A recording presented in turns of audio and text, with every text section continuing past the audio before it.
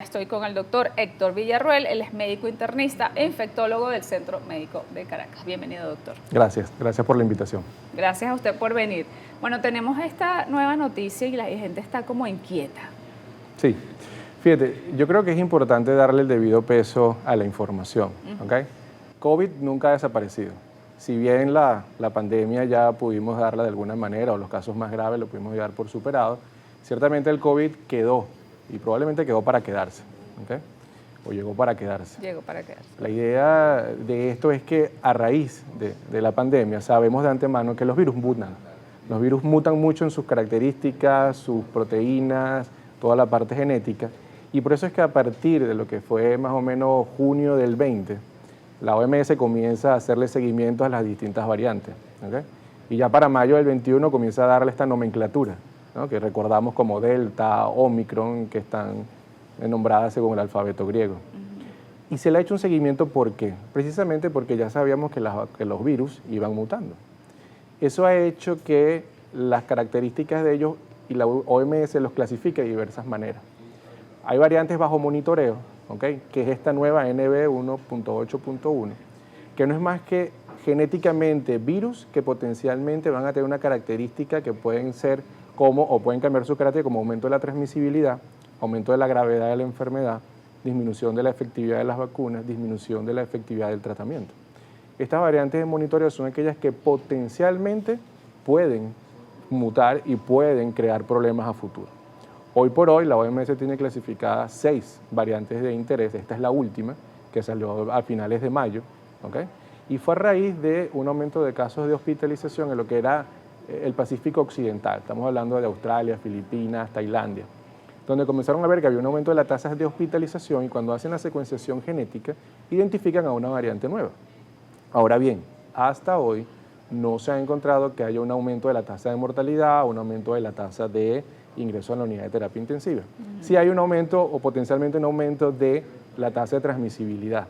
Y cuando uno ve las cifras y ves que las otras variantes, las otras 5, poco a poco comienzan a descender, esta ha venido en aumento. Y por eso es que surge esta alarma reciente. A su vez, luego tenemos lo que son variantes de interés, ¿okay? Que ahorita hay una solamente, y variantes de preocupación, que digamos que son las más severas, que es aquella que sí está demostrado que hay un cambio en la transmisibilidad, en la disminución de la efectividad de las vacunas y del tratamiento, lo clasifican como tal. Entonces, esta nueva variante es una de las 6 que actualmente está bajo monitoreo de la OMS. Bien, cuando dice mutación, que dice, bueno, mutó, no sé qué, la mutación se refiere como que el virus mejoró. El virus cambió. Pero se hizo más fuerte, más resistente. Fíjate, el virus cambia constantemente, ¿okay? Hay cambios o hay mutaciones que no le confieren mayor problema, pero hay otras que sí.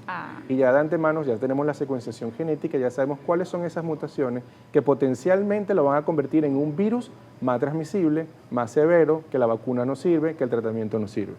Y por eso te digo, han habido muchas variantes que han salido, pero no han tenido este potencial. Esta particular sí, ojo, al igual que las otras 5.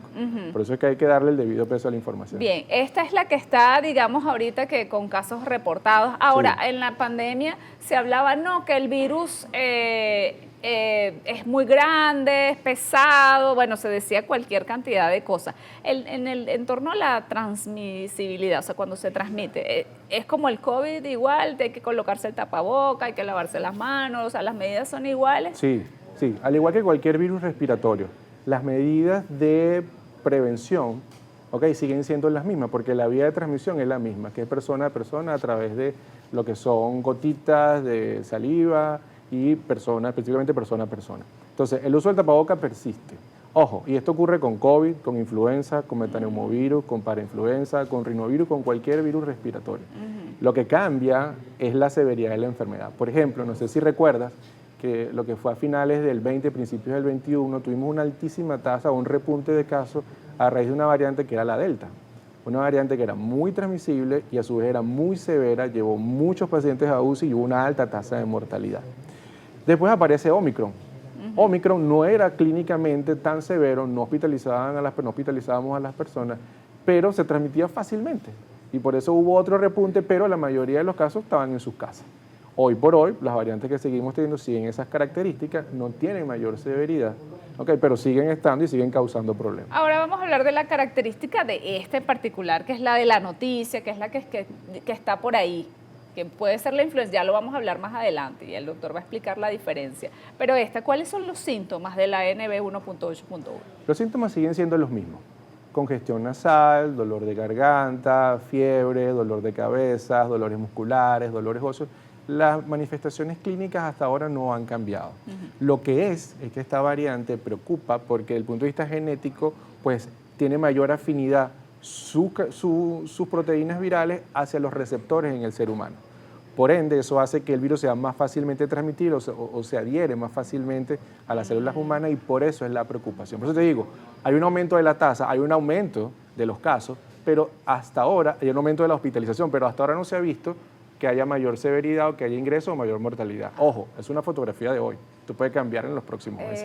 Exactamente. ¿Y cómo se manifiesta, digamos, en el tiempo? Si una persona se contagió hoy, ¿cuándo empieza a manifestar los síntomas? Los síntomas comienzan a manifestarse o tienen un periodo de incubación más o menos entre 5 o 7 días. A partir del 7º día comienza la enfermedad y siempre, como cuadro viral, son autolimitados. Así como empiezan, se van.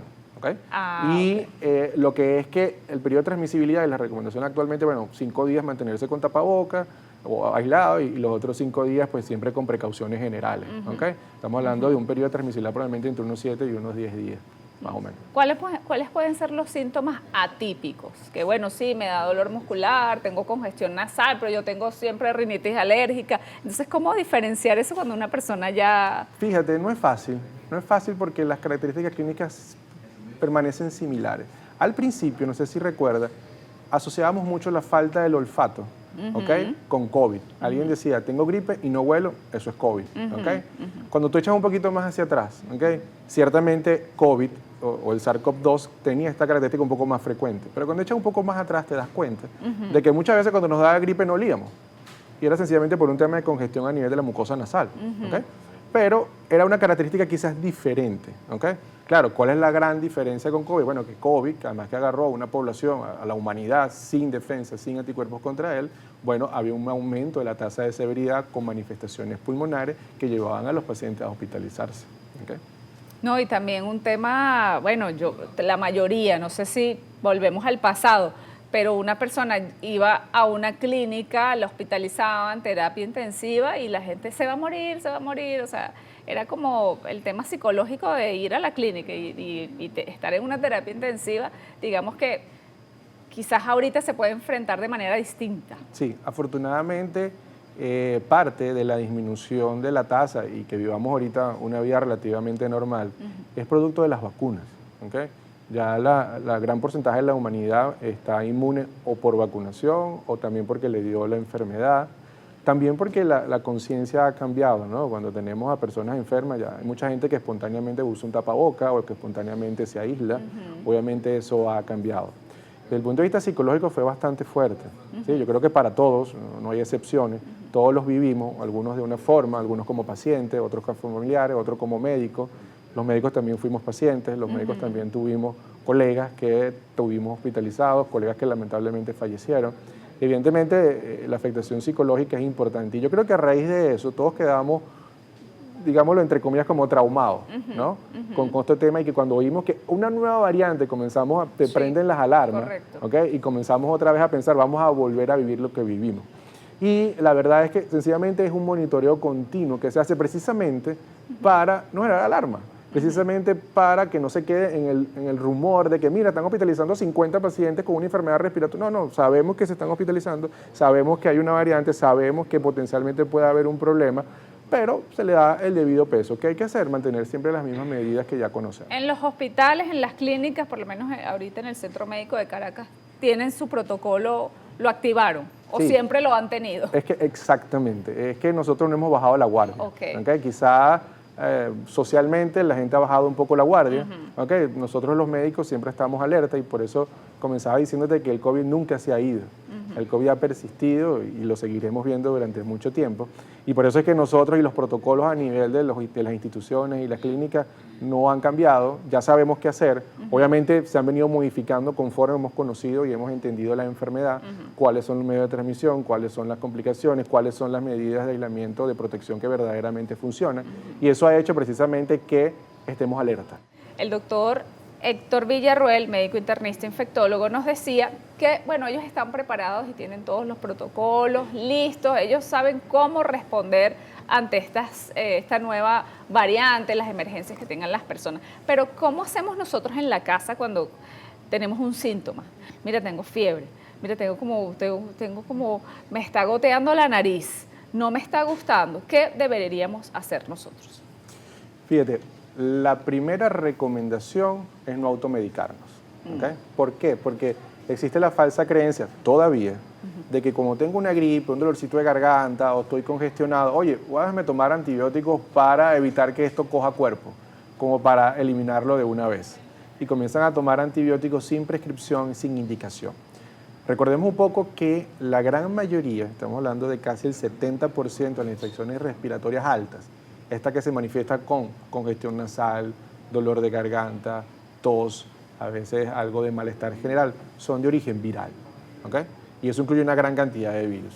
Y por eso es que no responden antibióticos. Cuando usamos antibióticos, pues los antibióticos no van justamente al tracto respiratorio, sino que van a todo el cuerpo y por ende eliminan a todas aquellas bacterias que viven con nosotros en calma, en simbiosis, ¿ok? Pero que no necesitamos eliminarlas, pero como estoy tomando antibióticos, pues las voy a eliminar. Ojo, si hace falta, se usa, pero si no hace falta, podemos evitarlo. Entonces, lo primero es no automedicarse. Lo segundo es buscar atención médica. Si bien, y te voy a explicar por qué esto es importante, si bien los síntomas pueden ser gripe, congestión, algo que no me va a llevar a la clínica porque me siento mal, sí es importante hacer diagnóstico. ¿Ok? ¿Por qué? Porque hay muchos virus circulantes. ¿Ok? Si bien ahorita la noticia es COVID, hay un virus que está dando vueltas ahorita, que es influenza. Fíjate, nosotros en Centro Médico, en el mes de marzo y abril, del total de pruebas diagnósticas que hacíamos para descartar COVID, influenza y otros virus respiratorios, el 6% estaban positivos.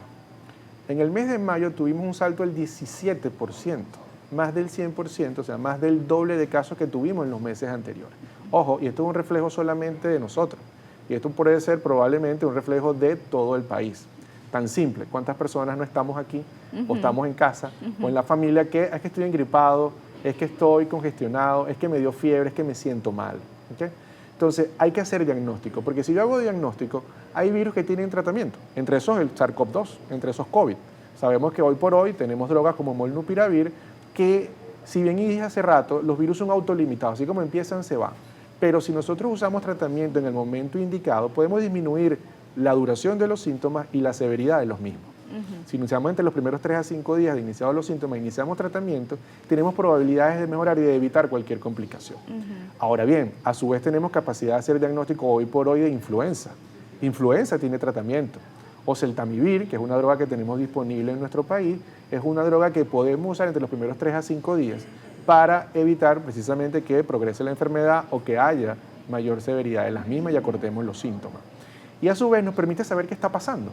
Porque no es lo mismo que nos quedemos y, bueno, sí, yo he engripado esto y lo otro, a que nosotros sepamos lo que te estoy diciendo ahorita. Oye, tenemos 18%, 17% de casos positivos que antes teníamos 5 o 6%. Entonces es importante saber precisamente para ¿Esos vigilar. casos positivos son de influenza o son de la nueva variante? De influenza. De influenza. Entonces por eso te digo que ahorita estamos teniendo más influenza. Te puedo decir que de 10 pacientes tengo 8 con influenza y 2 con COVID. Ok, COVID sigue andando, COVID sigue presente, pero influenza es lo que quizás nos está causando más estragos.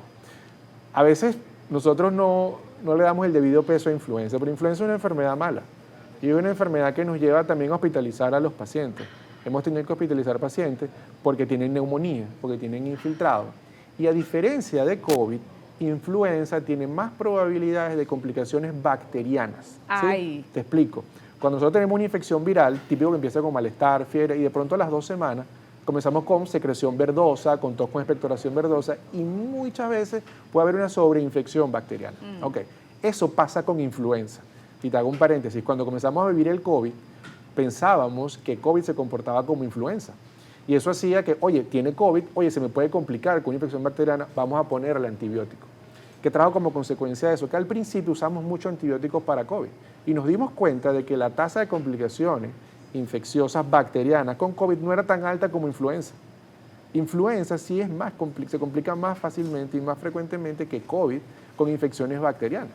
Entonces, la influenza, además de que tiene tratamiento, tiene prevención, que es la vacuna contra influenza. Entonces, no solamente acudir para decir que me siento mal, no solamente para decir que tengo COVID o influenza, no es solamente para decir, oye, hay tratamiento específico, sino, oye, ahí vamos a sensibilizar a la gente, mira, estamos teniendo un repunte, oye, vamos a vacunarnos todos porque tenemos vacuna disponible contra influenza. Entonces, ¿qué hacer cuando alguien se siente mal? Acudir al médico, no automedicarse y aislarse.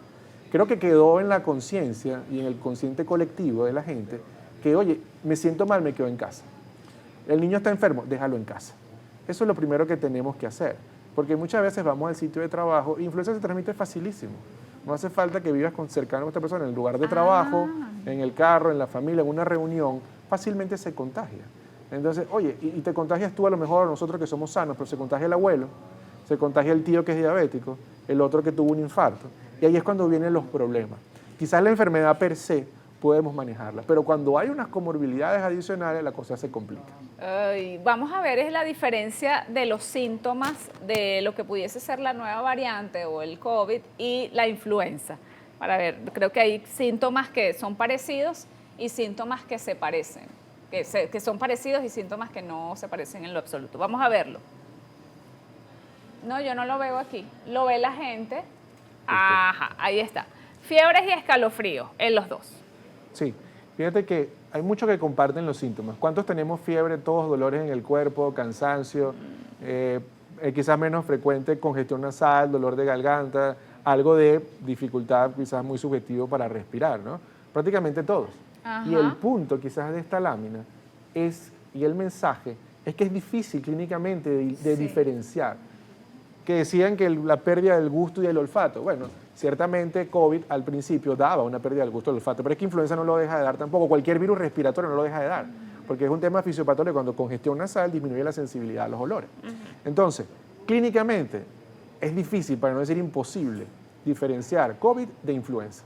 Y por eso es que cuando viene un paciente y me llama y me dice, doctor, me siento mal, tengo tos, estoy con expectoración, tengo congestión, yo digo, bueno, hazte la prueba, porque es que no sé qué es. La prueba se puede igual con el hisopado nasal en cualquier laboratorio. Sí, hoy por hoy tenemos dos pruebas principales. Uno, que son la reacción de cadena polimerasa o PCR, que desde el punto de vista de diseño lo que hace es detectar material genético del virus. Y tenemos las pruebas rápidas, ¿okay? Que son fáciles, están en 15 minutos, que detectan antígenos o porciones o proteínas de los virus propios de cada uno de ellos. ¿Okay? Entonces, son pruebas que ya tenemos accesibles, son pruebas que son fáciles de conseguir, que están en todas las instituciones o en la gran mayoría de ellas y que podemos echar mano de precisamente para poder diferenciar. Pero como te digo, clínicamente puede ser cualquiera de esos virus y ojo, puede ser eso, pero puede ser muchos otros. Nosotros, por ejemplo, en las estadísticas nuestras de noviembre a febrero en Centro Médico, vimos que el principal virus que predominaba era rinovirus. Después venía influenza, parainfluenza y COVID estaba de cuarto, quinto. ¿Okay? Ciertamente estábamos en nuestra época de invierno, que es nuestra época en la temporada de influenza. ¿Okay? Pero COVID precisamente no era el que más predominaba, sino era justamente lo que era el virus enterovirus, rinovirus y virus de influenza y parainfluenza. Por favor, que repita el medicamento de la influenza. Ya empezaron. Miren, no se automediquen. Así es, no se automediquen porque puede ser COVID, puede ser influenza o puede ser cualquier otro virus respiratorio que no necesita un tratamiento antiviral específico, sino solamente tratamiento sintomático. El tratamiento para influenza específicamente es el oseltamivir y el medicamento para SARS-CoV-2 o COVID es el molnupiravir. Bueno, tómelo como información técnica, pero sí, porque entonces, me da y voy es mejor llamar, se puede llamar incluso a su médico de confianza. Así es. Y le dices los síntomas, lo describes y bueno, ya y como te repito, yo creo que el mensaje no es solamente para la población, sino también para los médicos. Porque como tú bien dices, hoy por hoy, bueno, no todo el mundo llama al infectólogo o al internista. o al neumonólogo, sino que llamamos al tío que es endocrino o al primo que es obstetra o a otras especialidades y yo creo que el mensaje para todos es hagan la prueba. Hay que hacer la prueba, hay que identificar, porque podemos tener diferencias. Vamos a ver, aquí hay una pregunta de la profe Amalia, dice, ay, ya va que se me fue. Ya va que se me fue. Ay, pero me las eliminaste. ¿Las secuelas del COVID se curan o permanecen para siempre? Fíjate, entramos en lo que es el post-COVID o el long COVID, ¿no? Que son aquellas manifestaciones clínicas que quedan a lo largo del tiempo. Ciertamente pueden haber muchas manifestaciones y a raíz de esto comenzamos a ver que desde el punto de vista fisiopatológico es una reacción más que todo inmunomediada o inmunológica, donde comenzamos a tener alteraciones neurológicas, alteraciones respiratorias, articulares, cardiovasculares, musculares, en cualquier esfera. ¿Okay? Muchas de estas complicaciones suelen autolimitarse, suelen durar un poco más el tiempo y se van, pero hay otras que quedan y persisten. Y es cuando comenzamos a ver entonces estudios donde dice, bueno, ¿cuál es el porcentaje de pacientes que hoy por hoy están limitados como secuela del COVID? ¿Cuál es el costo que tienen estos pacientes o cuál es el costo de esta enfermedad y estas complicaciones a largo plazo? Y si bien algunas pueden no desaparecer, se pueden controlar.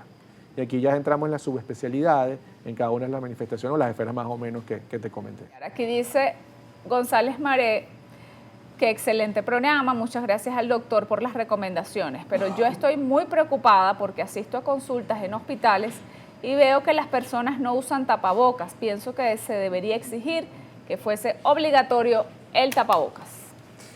Bueno, fíjate, hoy por hoy los entes reguladores a nivel nacional, que es por donde nosotros nos regimos, pues eliminaron el uso de tapabocas como tal en todos los lugares. Hubo su momento donde ciertamente, porque había una alta tasa de circulación del virus, y había una alta tasa de complicaciones donde estábamos todos acostumbrados a andar en tapabocas en cualquier lugar. ¿Okay?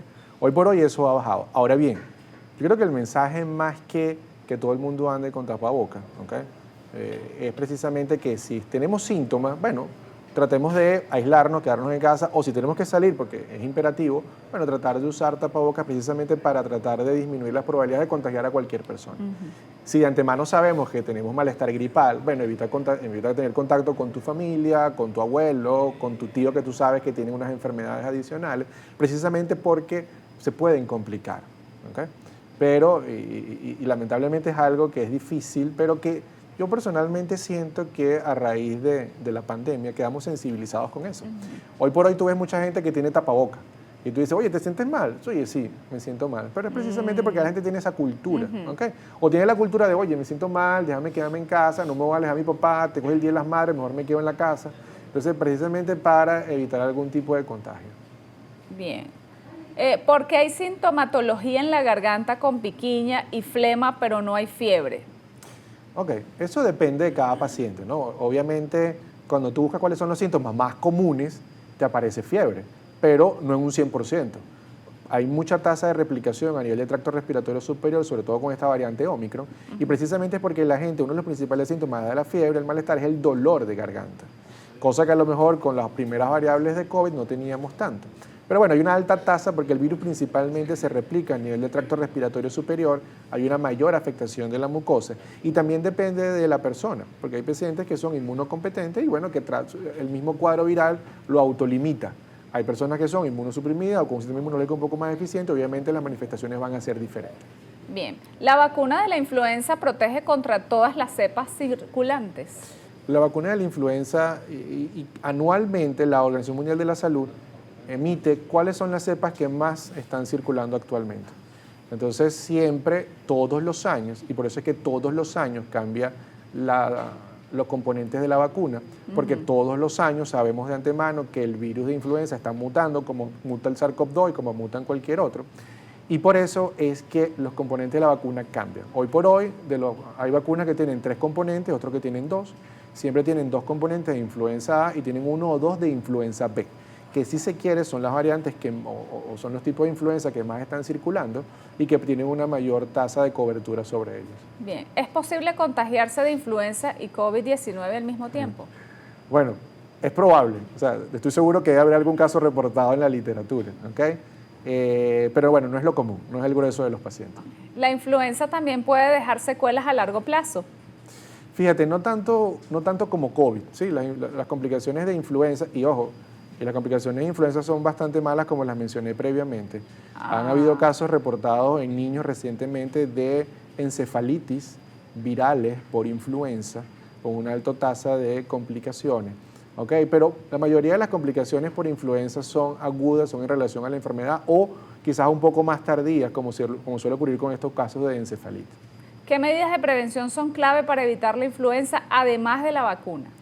Además de la vacunación, ¿okay? Es que cuando hay un caso, ese caso tratar de aislarlo, tratar de buscar atención médica, tratar de hacer diagnóstico y tratar de usar el tratamiento a la brevedad posible para cortar los síntomas y por ende el tiempo de contagio. Bien, si una persona se contagió, bueno, tengo influenza, ¿no se puede colocar la vacuna estando enfermo? No, eso igualmente pasa con todos los cuadros infecciosos. Okay. Si hay una persona que está infectada por un virus, bacteria, lo que sea, está con un cuadro viral o respiratorio o febril, no debes vacunarlo.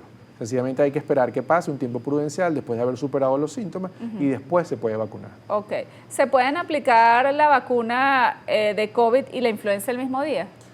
Sí, hay veces que incluyen las dos dentro del esquema de vacunación. Incluso a veces en ciertas partes del mundo aprovechan un momento para incluir varias vacunas al mismo tiempo. Porque aprovechas que el paciente llega y no la vacunas contra uno, sino que la vacunas contra otros, ¿okay? Y precisamente para aprovechar esa oportunidad, porque siempre la prevención y la vacunación es muy importante y todos los médicos, la gran mayoría, somos pro vacuna, ¿okay? Y la idea, ¿por qué? Porque las vacunas sencillamente salvan vidas, ¿sí? Claro. Y la idea es tratar de vacunarlos, porque nosotros no tenemos la cultura de la vacunación del adulto. Nosotros creemos que quienes se vacunan son los niños y nosotros los adultos no. Y resulta que sí, hay un esquema de vacunación bien completo y que estoy seguro que la gran mayoría de la población no suele estar familiarizado con él, pero sí, tenemos vacuna del adulto, no solamente influenza, no solamente COVID, sino que también tenemos neumococo, meningococo, virus de varicela zóster, que es la culebrilla. ¿Okay? Todos esos cuadros o todas esas patologías tienen prevención. Y en adultos mayores, más aún, porque la mayoría de los casos en adultos mayores de neumonía se complican. Y si tienes una vacuna que no solamente te protege contra COVID, sino también te protege contra neumococo, que es una de las principales causas de infección respiratoria en la población general y que más causan estragos en adultos mayores, oye, creo que no tenerla sería ilógico. Ahora, ¿cada cuánto, en el caso de la vacuna de la influenza, cuándo se debe colocar? ¿Cada cuánto? La vacuna de la influenza es anual. Y la respuesta tú me dices, bueno, ¿por qué es anual? Bueno, porque sabemos que la inmunidad o los anticuerpos producto de la vacunación o la enfermedad con el tiempo comienzan a disminuir y la tasa de efectividad por ende de la vacuna comienza a disminuir en el tiempo. Entonces, si eso ya lo sabemos, la recomendación siempre es anual. Y como mencioné previamente, sabemos que los virus mutan, sabemos que constantemente vamos a tener que hacer cambios en los componentes de la vacuna y por eso es que la vacuna del año pasado no me sirve para este año. Y los virus que circulan en el hemisferio norte son distintos a los que circulan en el hemisferio sur. Por ejemplo, nosotros ahorita en el hemisferio norte estamos saliendo de nuestra temporada de influenza, termina más o menos en mayo, pero el hemisferio sur está entrando en invierno y por ende está entrando en su época de influenza. Entonces ellos previamente, la OMS saca, bueno, estas son las vacunas recomendadas para hemisferio norte, para hemisferio sur y que evidentemente pueden compartir similitudes. ¿Las personas alérgicas al huevo pueden vacunarse contra la influenza? Hay algunas vacunas que justamente tienen componentes del huevo. Y siempre la recomendación es, si son alérgicos al huevo, pues tratar de evitar la vacunación contra la influenza. Sin embargo, hay unas vacunas recombinantes que es por otra tecnología. ¿Okay? Por eso es que hay que precisar bien antecedentes de alergia y cuál es la vacuna que está disponible para ver si se puede vacunar o no. Ah, bien. ¿Tomar vitamina D previene el COVID o la influenza? Vitamina D como tal está más relacionada al metabolismo del calcio, ¿sí? No tanto con la influenza. Sin embargo, cuando en la época de COVID vimos que había una disminución de los niveles de vitamina D. Entonces comenzamos de alguna manera a suplementar a los pacientes con vitamina D. Por eso quizás viene la pregunta. Bien. ¿El clima frío hace que nos enfermemos más de influenza o es solo un mito? No, precisamente nuestra época de influenza es invierno y la época de influenza en el mundo donde hay mayor caso de influenza suele ser en invierno. Nosotros ahorita quizás tengamos un componente un poco atípico, ¿sí? Porque estamos saliendo de nuestra época de invierno, pero es que estamos teniendo un pico. Estamos teniendo un pico que no habíamos tenido previamente, por lo menos en nuestro país. Por eso es que ahorita hay, y el mensaje es, ok, COVID, SARS-CoV-2, la nueva variante, chévere, pero es que estamos circulando en más influenza y tiene prevención, como hablábamos hace ratico. que hay vacuna. Entonces, bien, señores, sabemos que hay COVID, sabemos, todos estamos traumados con lo que vivimos, pero no dejemos a un lado influenza, que tiene tratamiento y que tiene vacuna. Y ahorita vienen las lluvias, ya dijo Linamel de la onda tropical. Y donde usted saludó esta mañana, desde donde me saludó, está lluvioso. Sí. Está lluvioso. Entonces, bueno, es como que... ¿es recomendable inyectarse la vacuna de influenza cuando se quiera o existe un protocolo para ello? En su momento me coloqué 3 dosis de la vacuna para el COVID, la China. Para hablar de vacunación de influenza, siempre la recomendación es vacunarte cuando va a empezar la temporada de influenza. ¿Okay? Es decir, para nosotros, octubre, noviembre de todos los años, es la época para vacunarnos precisamente porque ya sabemos que en invierno nos viene la temporada de influenza. Pero si estamos teniendo un repunte ahorita y no estamos vacunados, hay que vacunarnos. ¿Y eso puedo ir cualquier día? Sí, siempre y cuando no tengas, como mencionamos previamente, algún síntoma infeccioso, febril, agudo, puedes ir en cualquier momento. Ah, bien. ¿Y está en todas partes esa vacuna o debo investigar? Tienes que preguntar, porque a veces a nivel público no tenemos disponibilidad de ellas, sobre todo en los hospitales, pero sí en canales privados se pueden conseguir. Ah, bien. Preguntan precisamente que si es paga o es gratuita. Antes hubo momentos donde teníamos disponibilidad de vacunas de influenza a nivel público y obviamente se aumentaba la tasa de cobertura. ¿Sí? Hoy por hoy es difícil conseguirlo en público, a lo mejor habrá algunos centros donde pudiera eventualmente haber, pero en privado sabemos que se consigue. Ok. ¿Cuándo es contagiado con el virus? Bueno, el tiempo de incubación. ¿Cuándo inician los síntomas? Le pregunta a otra persona. Ya lo respondimos, pero vamos otra vez. Como habíamos dicho previamente, el tiempo de incubación más o menos unos 5 o 7 días. ¿Okay? Y los síntomas quizás más severos ocurren en los 5 o 7 días de la enfermedad. Estos cuadros, como te dije, son autolimitados. Así como empiezan, se van. Pero precisamente, y después de que se van, pues comienzan a aparecer eventualmente algunas de las secuelas. Pero el tiempo de incubación más o menos entre unos 5 días en promedio. ¿Cuál es la posibilidad de que la variante eluda pruebas diagnósticas? Buena pregunta. Y esa es una de las preocupaciones. Por eso es que esta variante específicamente, al igual que las otras 5, están bajo monitoreo, porque potencialmente tienen unas mutaciones que pueden comprometer la efectividad de las vacunas y la efectividad de lo que es el tratamiento. Por ejemplo, las variantes que tenemos ahorita circulando, Omicron y todo el linaje que deriva de Omicron, la vacuna que usamos nosotros aquí en el país previamente eran las vacunas que estaban contra la cepa original. Entonces, poco previenen contra las nuevas variantes, ¿okay? Y por eso es que hay estas vacunas con tecnología nueva, ARN mensajeros, derivados de proteína, que son monovalentes y que son derivados de este linaje de Omicron. Ok, ¿y el riesgo de coinfección con otros virus? El riesgo de coinfección existe, ¿okay? Como mencionamos hace rato también, eso siempre va a estar presente. Y de ahí la importancia de hacer diagnóstico. Hablábamos antes tras cámaras que, por ejemplo, coinfección con dengue. Nosotros en la época de COVID tuvimos casos, 1 o 2 casos, recuerdo, con coinfección con dengue. Entonces lo que llamaban el COVID-dengue. ¿Okay? Pero lo importante es que, claro, la sintomatología del dengue es muy diferente a la del COVID. La sintomatología de COVID, de infección por SARS-CoV-2, es más gripal, gripe. Pero el dengue es fiebre. Fiebre, y no hay mayor cuadro gripal. Ahora bien, cuando tú ves un paciente que viene con fiebre, con síntomas gripales, pero tú ves que tiene glóbulos blancos bajos, plaquetas que siguen para abajo, plaquetas que van hacia abajo, oye, SARS-CoV-2 no suele comportarse así. Influenza baja un poco las plaquetas, no completamente. Dengue sí baja, porque es una de sus principales características, sí baja las plaquetas. Pero por eso es que es importante siempre acudir al médico, porque no sabemos que no vamos a conseguir. ¿Hay causas de reinfección? Sí. Y la respuesta es porque la inmunidad disminuye. Disminuye conforme al tiempo después de una vacunación, disminuye conforme al tiempo después de una infección, disminuye conforme al tiempo en la medida de que aumenta la edad. Entonces nuestro sistema inmunológico poco a poco va perdiendo la inmunidad contra esta porque los virus mutan. Entonces ya lo que sabíamos que antes venía con un gorro verde, ahora viene con una chaqueta azul. Entonces, obviamente, la inmunidad generada para el gorro verde no es la misma que para la chaqueta azul. Bien, última pregunta. Dice, soy paciente oncológico, ¿me puedo vacunar? Hay que ver qué tipo de tratamiento recibe, ¿sí? ¿Por qué?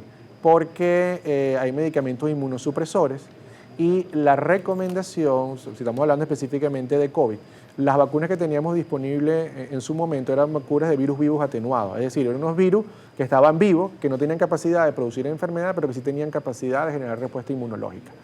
Esas vacunas en pacientes inmunosuprimidos cuyo sistema inmunológico está suprimido, no solamente no va a generar la respuesta inmunológica esperada, sino que puede eventualmente producir la enfermedad porque no tiene defensa. Esos pacientes son los principales candidatos a estas vacunas recombinantes, ¿okay? Que lo que tienen son unas proteínas específicas, ARN mensajero, que producen información que genera una respuesta inmunológica, pero que no tiene capacidad de producir enfermedad. Entonces, pacientes inmunosuprimidos son los primeros que tienen que vacunarse, pero hay que acudir al médico y saber e indagar qué tipo de inmunosupresión tiene y cuál es la causa de la inmunosupresión. Gilberto Aldana, él es psicólogo clínico federado 5447, jefe de psicología del Hospital Vargas de Caracas, presidente de la Sociedad y Fundación Venezolana de Psicología de la Salud, doctor en psicología. Bienvenido. Y tu amigo. Y mi amigo usted de la que nos casa. está, verdad, acompañando en este espacio. Gracias por la oportunidad de hablar de una dimensión tan importante dentro de cualquier enfermedad. Y más cuando nosotros vivenciamos hace un par de años esta pandemia del COVID-19, que sin duda alguna a nivel mundial hubo una pandemia paralela, que fue la pandemia de los problemas psicológicos. Los niveles de depresión, los niveles de ansiedad, incluso hasta de violencia se dispararon enormemente. Sí, lo vivimos, bueno, a partir del 2020. Nunca pensamos que eso nos iba a pasar. Ahora, ¿estamos acostumbrados a ese aislamiento? No, una de las cosas que se descubrió y que los psicólogos a nivel mundial consideramos que fue el gran experimento psicológico fue esto del distanciamiento físico que se planteó en un momento. Y al final lo que nosotros estuvimos planteando es que la ciencia psicológica es que los seres humanos somos entes sociales. De hecho, pudimos ver que hay personas que colocaron su vida en riesgo por, mira, ya no aguanto más, vamos a vernos en tu casa. Ya no aguanto más mi cumpleaños, vamos a vernos en la playa. Y era cuando se contagiaban, aún sabiendo en esa etapa donde la enfermedad todavía no había vacuna, no se sabía mucho acerca de lo que era la fisiopatología de la enfermedad y las personas caían en riesgo y podían morir. Es decir, las personas pusieron en riesgo su vida por el contacto social. También que descubrimos, la gente normalmente te decía, bueno, en el caso de los niños y adolescentes, bueno, pero ¿por qué se deprimen? ¿Por qué se estresan? Si la maestra, los docentes están enviando los exámenes, las evaluaciones a través de la tecnología. No, niños y adolescentes empezaron a manifestar síntomas psicológicos por la necesidad de socializar. ¿Cómo hago con la noviecita? ¿Cómo hago con la muchacha o los mis amigos para yo poder interactuar? Ciertamente por la computadora, pero también es necesario el contacto físico entre los seres humanos. No podemos olvidar que los seres humanos, al tener una dimensión social, es muy importante para nuestra salud interactuar con el otro. ¿Cómo nos pudiésemos preparar si nos dijeran, mira, te tienes que encerrar a partir de este viernes ya en tu casa? Bueno, una de las primeras sugerencias, usted que nos está viendo, es que tenemos que estar muy alerta con las instituciones que son las que dirigen las directrices, por decir algo, de lo que implica este tipo de enfermedades o este tipo de condiciones que pueden afectar nuestra salud. Ya están saliendo noticias falsas que ya el Ministerio de Salud y todos los organismos asociados están desmintiendo, porque entonces ya están diciendo que llegó al país, que hay que cuidarse, y esto hay que tener mucho cuidado, porque, bueno, como dicen por ahí, el que lo pica macagua, a bejuco le para el pelo.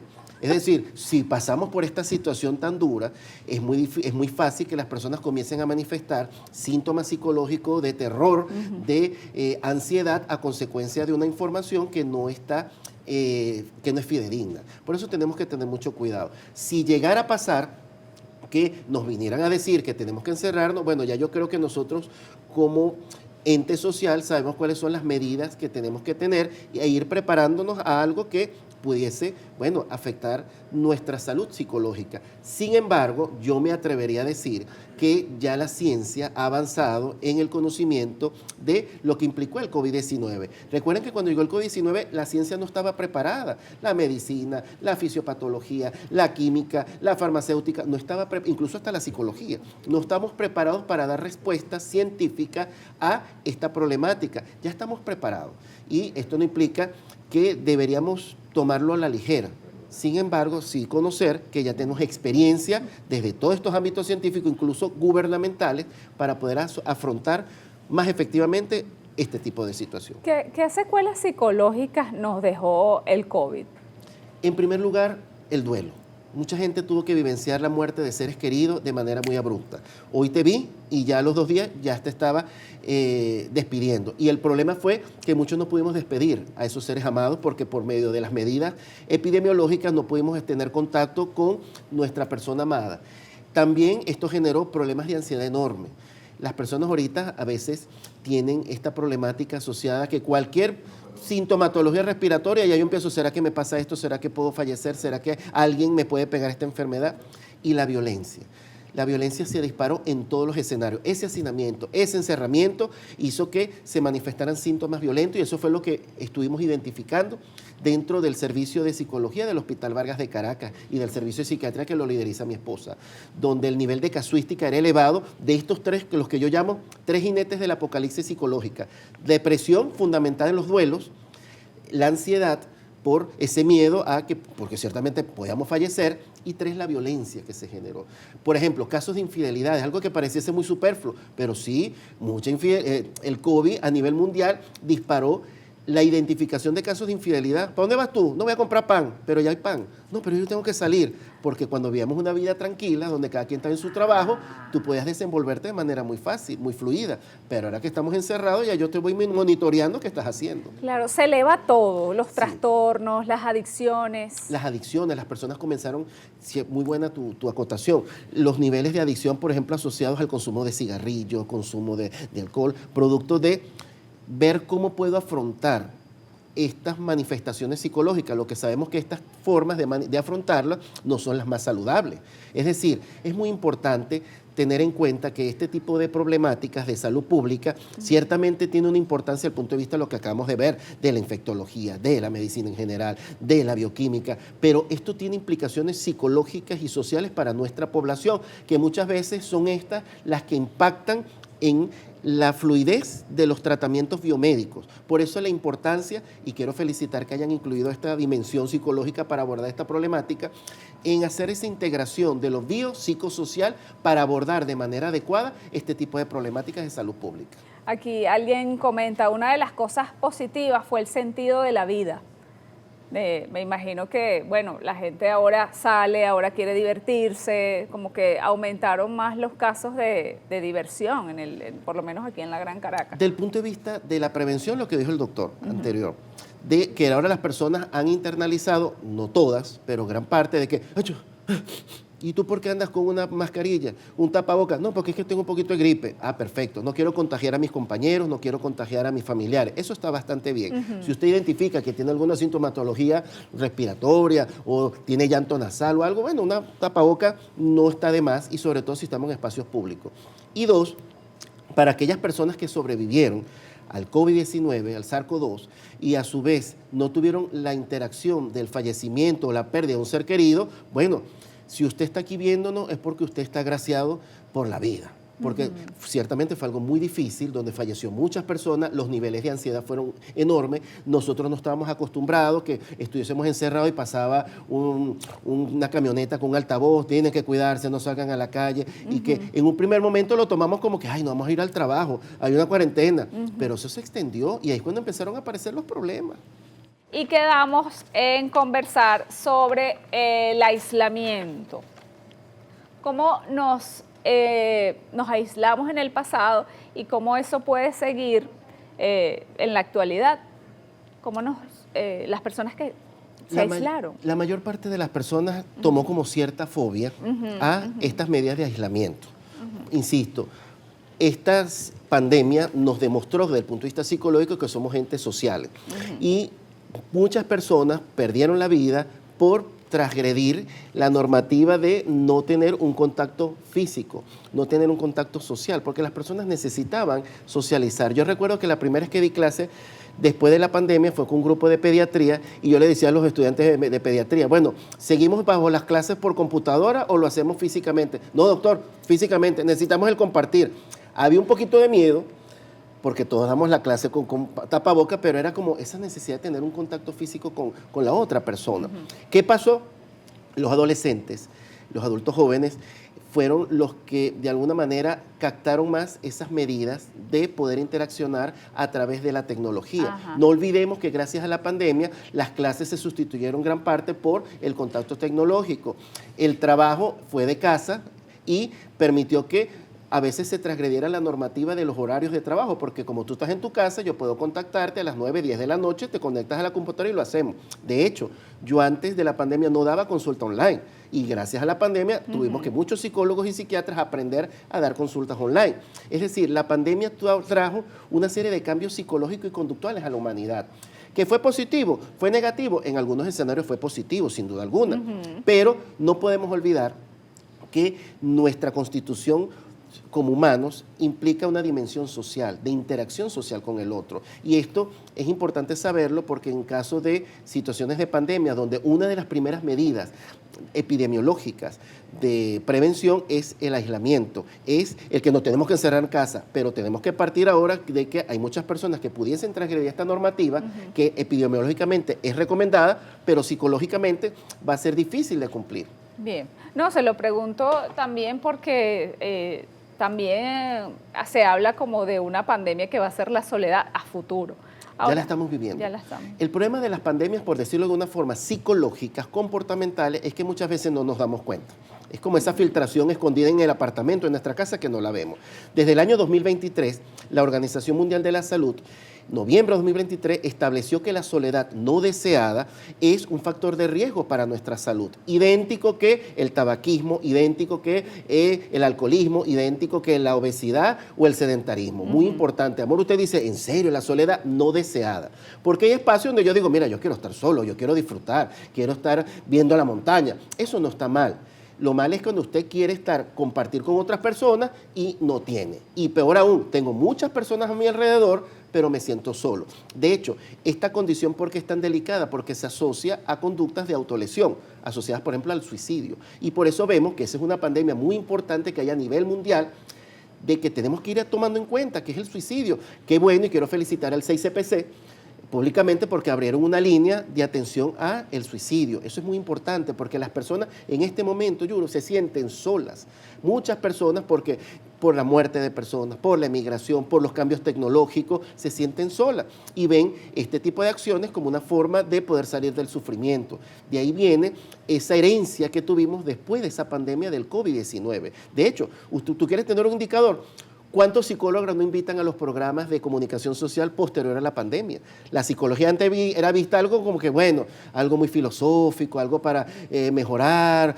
No, y ahora vemos que la presencia de psicólogos y psiquiatras es importante porque esto impactó en nuestro comportamiento. Sí, en todos los aspectos. Ahora, ¿cómo manejar la incertidumbre? Nosotros que, bueno, vivimos aquí en Venezuela y no solamente con el COVID, vemos noticias, vemos esto, vemos lo otro. ¿Cómo manejamos esa incertidumbre de futuro? Excelente. Hay un término en comunicación social que se llama infoxicación. Hay que tener mucho cuidado, porque mire, usted se pone a leer tantas noticias que ve en esto de ley, no, que es que va a venir una guerra solar, y entonces te lo colocan. De hecho, vi en estos días algo de que un canguro iba a viajar en una línea aérea, y yo al principio me lo creí, era inteligencia artificial. No, Entonces, después pusieron, sí viajó. Así, pero para otro mundo. O sea, ahorita, con las informaciones, ¿cuál es la sugerencia? En la ciencia siempre nos lo dicen cuando uno está acercándose a los estudios científicos. Tienes que tener mucho cuidado en qué estás leyendo. Tienes que leer fuentes fidedignas. Por eso tenemos Entre Noticias, son fuentes fidedignas, porque muchas veces hay fuentes que no te están dando la certeza o más bien están distorsionando la información para crear un caos psicológico o un pánico psicológico. Entonces, no crea todo lo que parece en las redes sociales.